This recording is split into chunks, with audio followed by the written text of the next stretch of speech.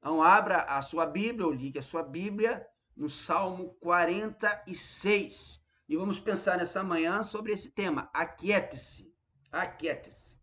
Salmo 46. Deus é o nosso refúgio e fortaleza, socorro bem presente na angústia. Portanto, não temeremos, ainda que a terra se mude, e ainda que os montes se transportem para o meio dos mares, ainda que as águas rujam e se perturbem, ainda que os montes se abalem pela sua braveza. Há um rio cujas correntes alegram a cidade de Deus, o santuário das moradas do Altíssimo.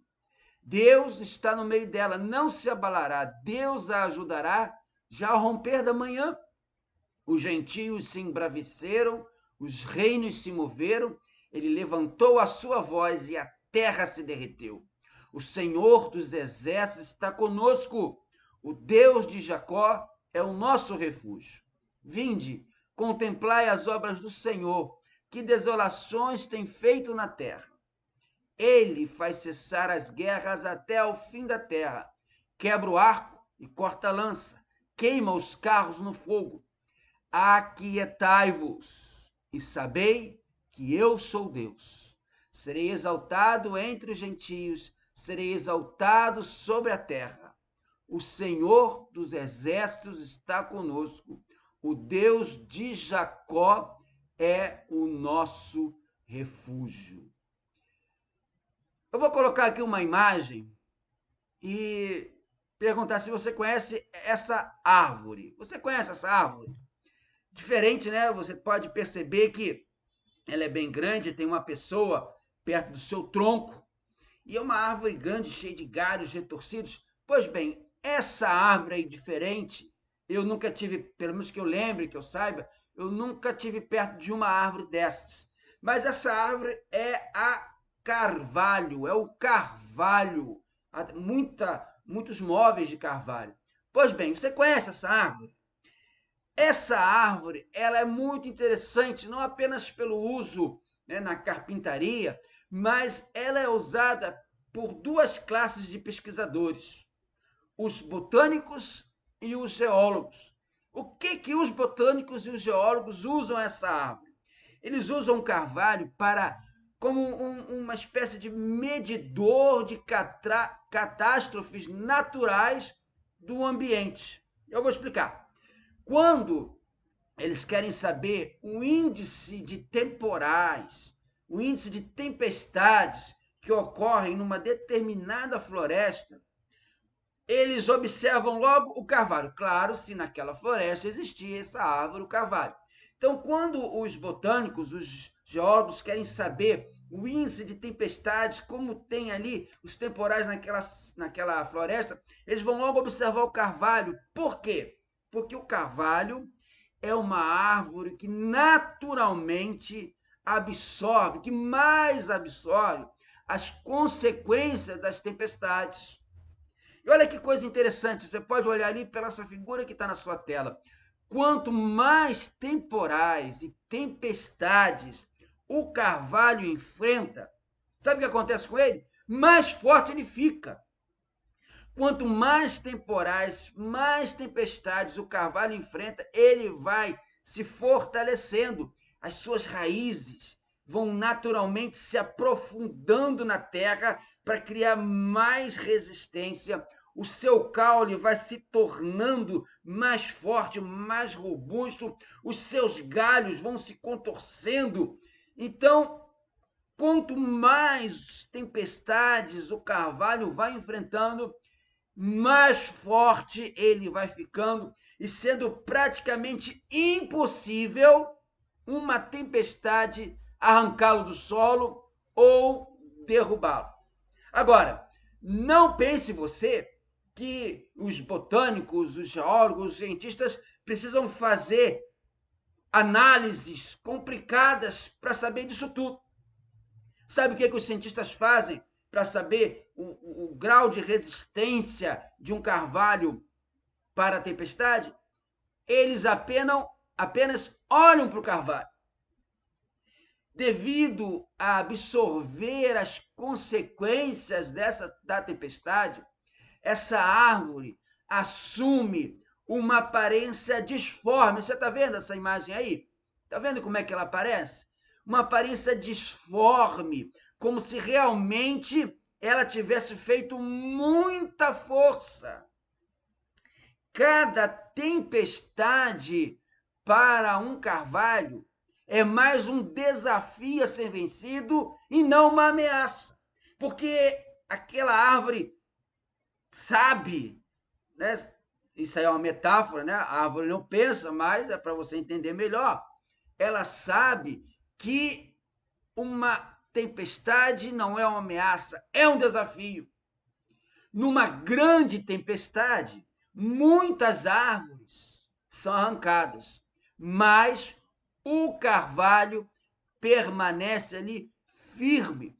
Esse carvalho aí da foto, a gente pode perceber que ele é um carvalho muito antigo, né? E por esse tronco, esse caule, essas raízes e esses galhos, essa daí já enfrentou muitas e muitas tempestades.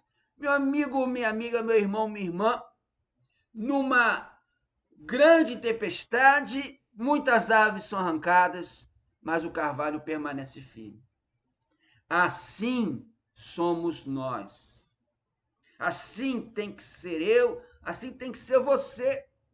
Nós devemos tirar proveito das tempestades, ou seja, nós devemos tirar proveito das situações contrárias à nossa vida. Esses dias difíceis que nós estamos passando, já agora no próximo dia 15, né, sem ser a segunda-feira de amanhã, a próxima segunda-feira, serão 3 meses de quarentena. 3 meses sem podermos nos reunir no templo. 3 meses em que a Covid-19 invadiu a nossa vida sem pedir licença, né? E chegou e pronto, mudou tudo.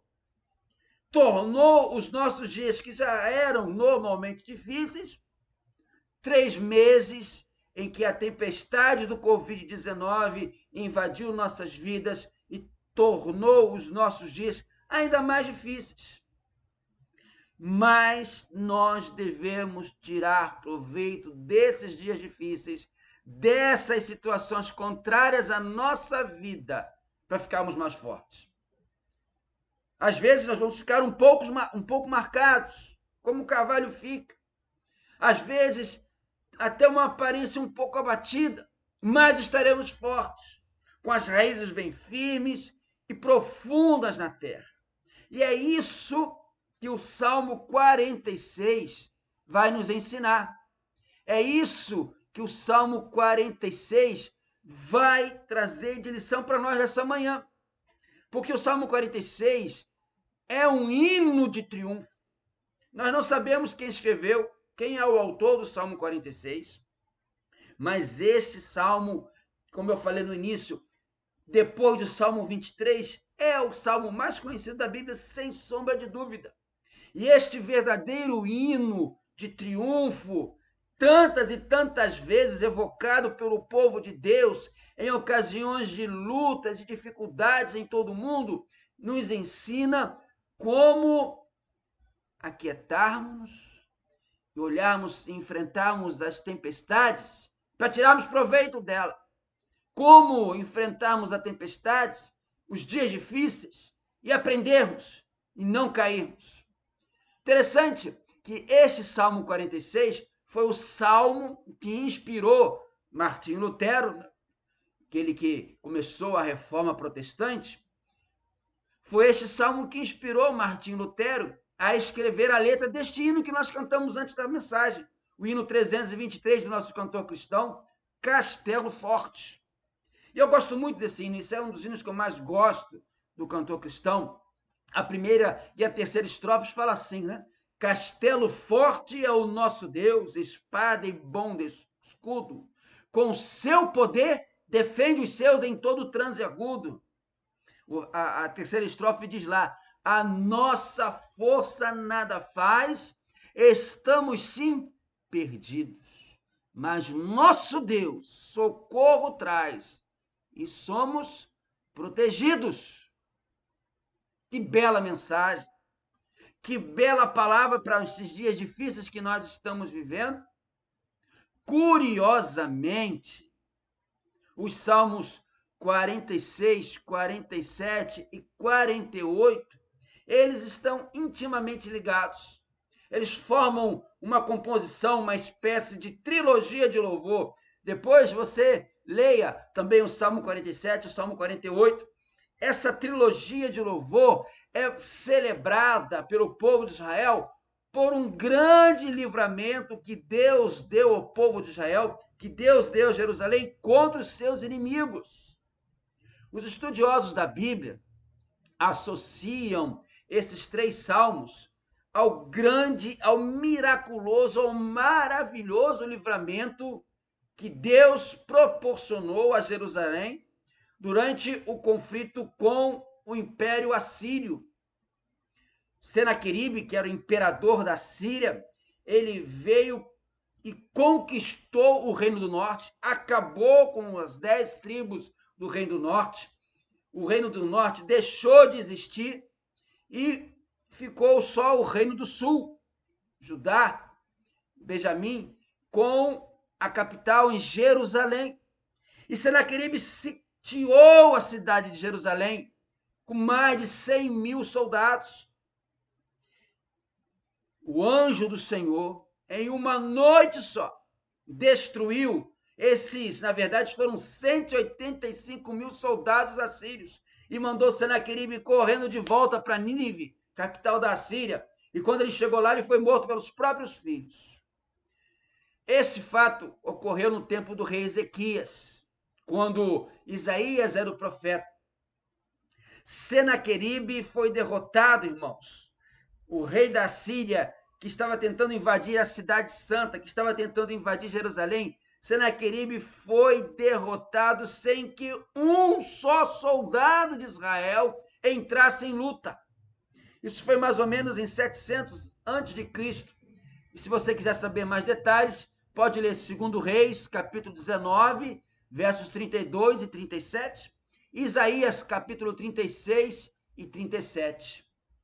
Nós entendemos que o rei e o povo de Judá, então, podiam realmente cantar louvor ao Senhor pela libertação tremenda, maravilhosa, miraculosa que o Senhor proporcionou a Jerusalém.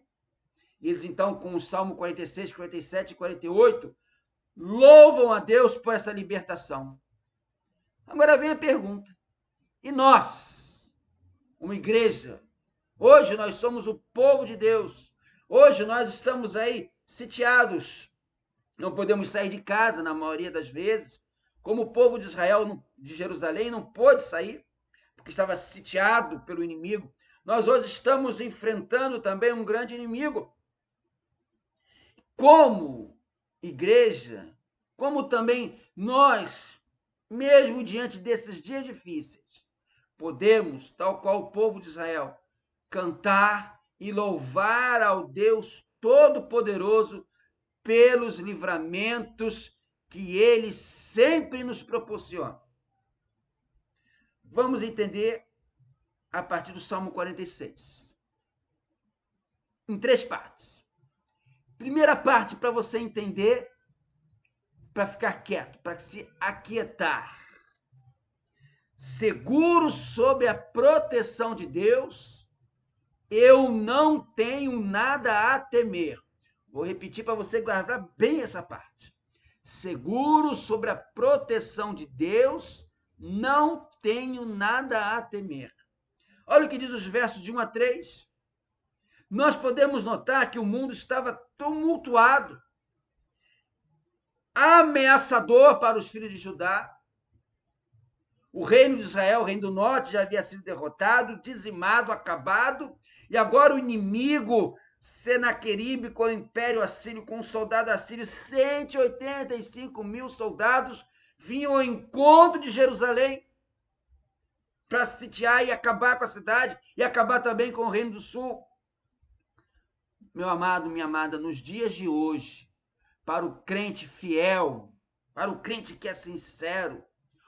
De igual forma, o mundo também está tumultuado.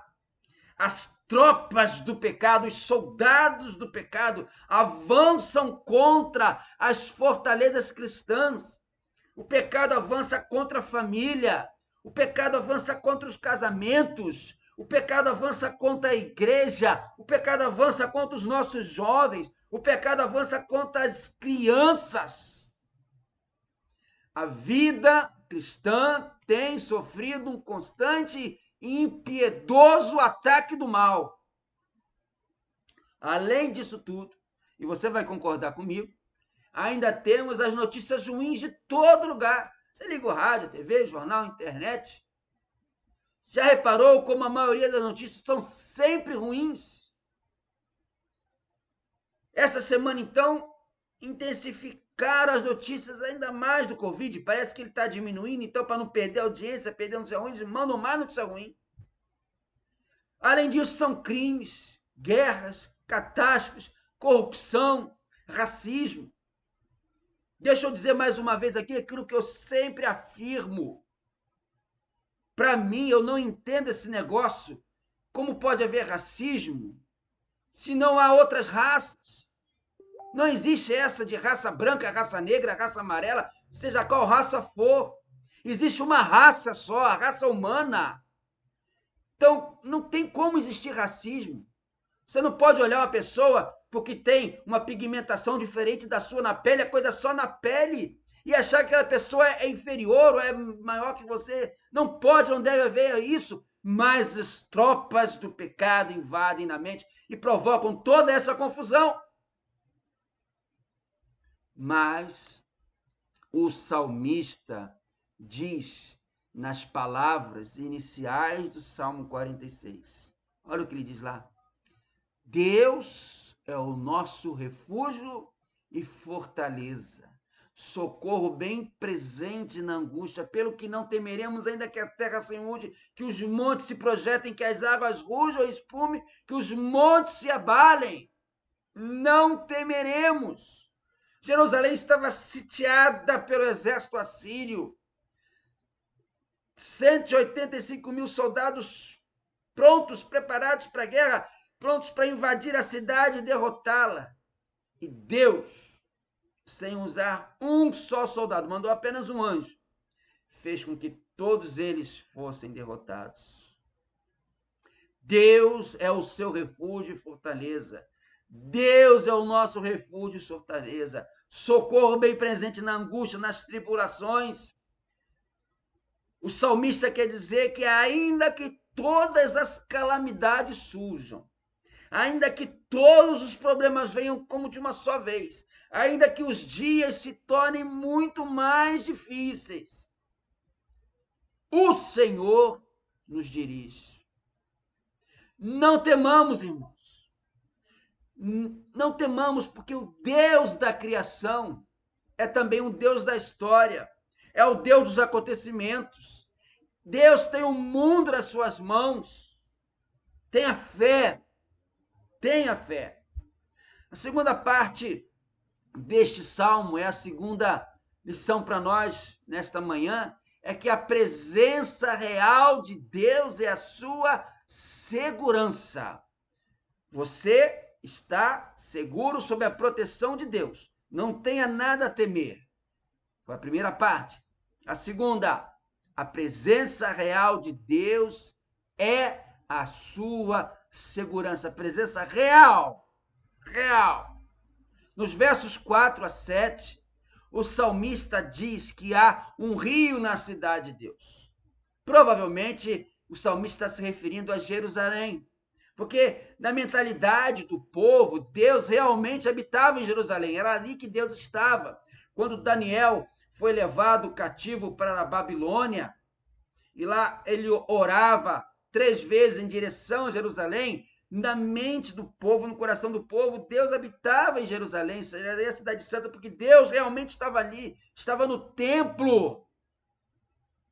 Isso ensina que mesmo rodeado pelos mais ferozes inimigos, o povo não temeria, porque Deus está ali. Deus habita a cidade santa, portanto, por que temer? Nesses versos, meu amado, nós vemos a imagem clara do cristão, daquele que tem fé em Deus, quieto, tranquilo diante do perigo, da igreja em paz diante do mundo em tumulto. Esse trecho do Salmo 46 nos fala de tranquilidade, nos fala de livramento, nos fala de segurança, da certeza que Deus está presente. Há um hino que a gente cantava lá no coro da PIB de Rocha Miranda, na minha adolescência e juventude lá, que sempre eu lembro, que fala uma grande verdade. Aquele hino dizia assim, que nós devemos buscar a Deus não nos céus, mas no coração. Meu querido, Deus é tão poderoso, Deus te ama tanto, Deus me ama tanto, que Ele, em Cristo Jesus e através do Espírito Santo, habita em nós, no nosso coração. Deus realmente está no seu coração, está na sua vida, dentro de você. Então, esse texto do Salmo 46 fala de tranquilidade, de livramento e segurança, porque Deus realmente está presente na sua vida. E essa presença maravilhosa, essa presença poderosa, essa presença real, essa presença verdadeira, serve para nos revigorar o ânimo, serve para restaurar a nossa confiança, serve para levantar os nossos corações. Foi assim para o povo de Judá, lá nos dias do rei Ezequias, e será assim hoje para a igreja de Deus em todo o mundo. Agora repara comigo uma coisa. Se a sua Bíblia é daquelas Bíblias bem antigas, né? Aquelas versões antigas, Almeida, revista e corrigida, aquelas Bíblias da imprensa bíblica brasileira, repara comigo, no final do verso 7. No final do verso 7 aparece uma expressão. É a palavra selá. Não há certeza do que significa, não há muita certeza do que significa essa expressão, mas segundo os estudiosos, ela quer dizer uma pausa. Parece essa palavra, toda vez que vem depois de um verso, principalmente do Salmo, ela quer significar uma pausa para a meditação. Após uma declaração solene e importante, o povo parava de cantar o Salmo, de entoar o Salmo, e ficava um tempo meditando naquilo que eles acabaram de cantar. Agora medite, então, na poderosa e misericórdia declaração do verso 7. Olha o que diz. O Senhor dos exércitos está conosco. O Deus de Jacó é o nosso refúgio. Meu querido, 185 mil soldados rodeando a cidade de Jerusalém. Ninguém entrava, ninguém saía. A fome começou a pegar. O rei Ezequias então clama a Deus. E 185 mil soldados foram vencidos não pelo exército de Jerusalém, mas pelo anjo do Senhor. O Senhor dos exércitos está conosco. O Deus de Jacó é o nosso refúgio. Pare e medite. Está rodeado por 185 mil problemas. O Senhor dos exércitos está conosco. O Deus de Jacó é o nosso refúgio. Lembre-se sempre disso. Caminhando para o final, a terceira lição que a gente aprende deste salmo. A primeira lição é que nós estamos seguros sob a proteção de Deus, não temos nada a temer. A segunda lição é que a presença real de Deus é a sua segurança. A terceira e última lição é que Deus nos dá uma exortação. E a exortação é: aquiete-se. Aquiete-se. Então põe em prática de verdade na sua vida essa palavra de Deus para você nessa manhã. Aquiete-se. Aquiete-se. Aquiete-se. Fique calmo, fique tranquilo, não temas. Final do Salmo 46, nos versos de 8 a 11, é como que o salmista está celebrando, de certo modo, a derrota sofrida pelo exército assírio e, ao mesmo tempo, proclama o poder de Deus sobre toda a terra. Poder com que Deus faz para o seu povo e desmantela os planos do inimigo. Olha a mensagem, a ordem, a mensagem imperativa e vibrante de submissão diante de Deus. Deus fala: aquietai-vos, aquiete-se, aquiete-se. Muitas vezes, mesmo nós, cristãos, crentes no Senhor Jesus, vivemos muito agitados. Nós ficamos preocupados, ansiosos, angustiados, pensando em soluções. Nós queremos buscar respostas para tudo. Queremos achar soluções para tudo. E nos esquecemos da presença de Deus.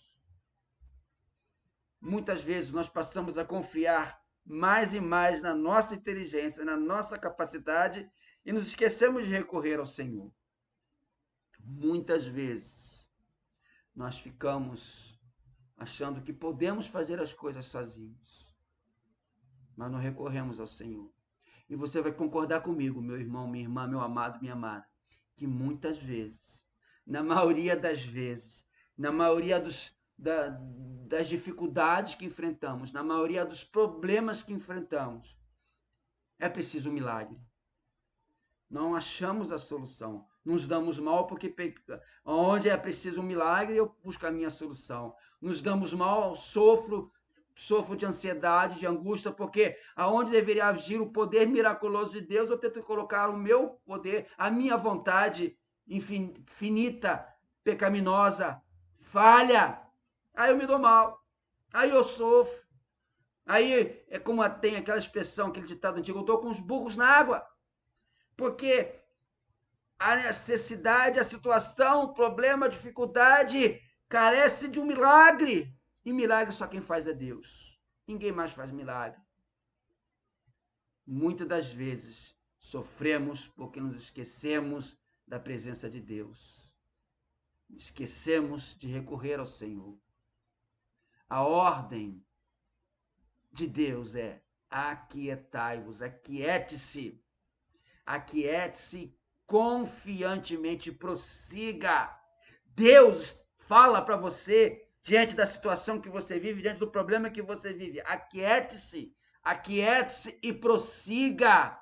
Enquanto eu opero no mundo, enquanto eu opero nos homens, enquanto eu opero nas coisas ao redor. Aquiete-se. E saiba, meu querido, que Deus é Deus. Quer na situação do mundo, quer nos dias difíceis que nós estamos passando, quer nos problemas que estamos enfrentando e que vamos enfrentar. Deus é o nosso refúgio e fortaleza. Aquiete-se. Toda vez que eu enfrento uma situação, toda vez que eu vejo algum irmão da igreja vem até mim pedindo um conselho, pedindo oração, eu sempre lembro das palavras de Jesus, quando ele diz: no mundo tereis aflições. As aflições nos entristecem realmente. As aflições nos deixam tristes, angustiados. As aflições nos tiram o ânimo. As aflições nos tiram a vontade de acordar de manhã. Parece que a gente só quer dormir, dormir, dormir para poder esquecer. E muitas vezes nem conseguimos dormir porque não paramos de pensar nos problemas, nas aflições. Mas o Senhor Jesus diz lá: no mundo vocês vão ter dificuldades. No mundo vocês vão ter problemas. No mundo vocês vão ter aflições. Mas o quê? Tende bom ânimo. Eu venci o mundo. Irmãos, mesmo que os problemas venham como montes diante de nós, como diz o Salmo 121, né? Elevo meus olhos para os montes, de onde me virá o socorro? Os problemas podem vir como montes para cima de você. Deus fala: aquiete-se. Jesus fala: tem de bom ânimo, eu venci o mundo. Mesmo que os problemas venham como um monte para você, mesmo que pareça que a dificuldade é tanto, o sofrimento é tanto que não tem como ter ânimo, olhe além. Olhe para Jesus. Olhe para a vida eterna que nos aguarda no céu junto com Jesus. Tenha bom ânimo. Jesus venceu o mundo, não para que nós não sofrêssemos, porque é impossível não sofrer nesse mundo de pecado.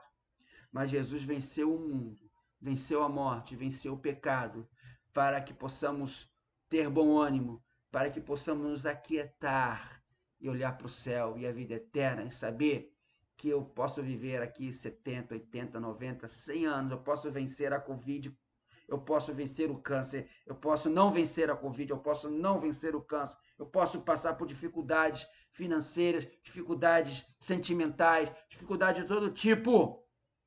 Mas essas tempestades vão me fazer como um carvalho, vão me fazer mais forte, vão me fazer aprender. E eu vou aquietar, e eu vou ter bom ânimo. Aquiete-se.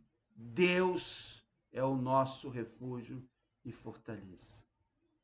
Para concluir a palavra dessa manhã, a esperada história. E logo após, nós vamos cantar mais um hino. Eu vou botar aí para vocês. Mas a historinha para vocês gravarem bem o que eu falei nessa manhã.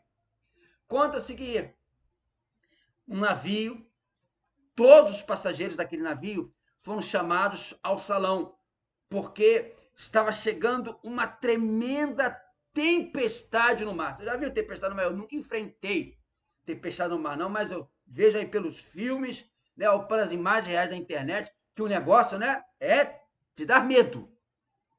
Aqueles tripulantes passageiros foram chamados para o salão para serem avisados, ó, está vindo uma forte tempestade. Então todos ficaram alarmados. De repente as ondas começaram a bater no navio, jogando para cima e para baixo, o pessoal se segurando. Aí um dos passageiros conseguiu ir até onde estava a cabine do piloto. E lá ele olhou para o piloto. E quando ele olhou para o piloto, ele viu que o piloto do navio estava confiante no leme, estava cumprindo o seu dever. O piloto então olhou para aquele passageiro e notou que aquele passageiro estava aterrorizado. E diante do terror daquele passageiro, aquele piloto do navio na tempestade olhou para ele e sorriu. Um sinal de confiança. Aquele passageiro volta ao salão para confortar os outros e diz: Olha, eu fui lá, olhei o rosto do piloto, ele está sorrindo. Tudo vai bem.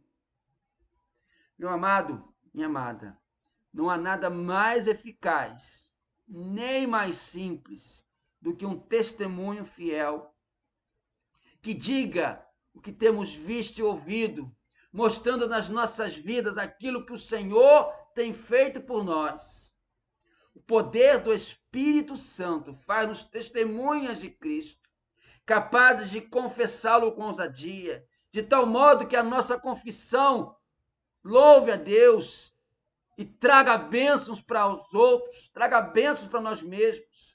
Nós temos a gloriosa promessa de que aqueles que confessam Jesus perante os homens, ele também os confessará diante do Pai. Aquiete-se. Aquiete-se. Jesus está no comando. Jesus é o piloto do navio da sua vida. Você pode olhar para ele com temor. Ele vai sorrir para você. Na dificuldade, na tempestade. Lembre-se do sorriso de Jesus. É ele que dirige o barco da sua vida. As ondas, os montes, o que for, podem vir de encontro a você. Mas Deus, Jesus, é o nosso socorro. Aquietai-vos, aquiete-se. Que Deus possa te abençoar grandemente nessa manhã.